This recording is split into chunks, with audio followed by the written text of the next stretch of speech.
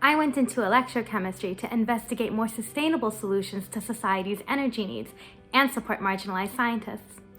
I went into cognitive neuroscience to better understand the causes of learning disabilities and how we can better treat them.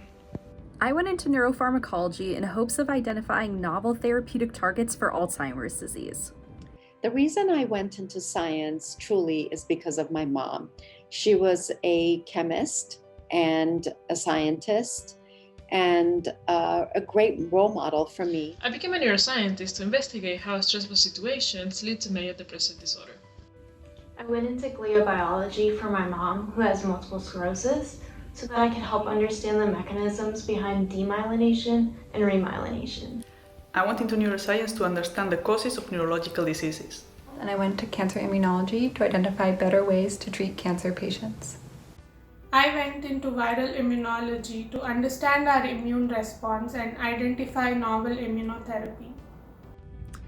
I went into virology because I find viruses absolutely fascinating.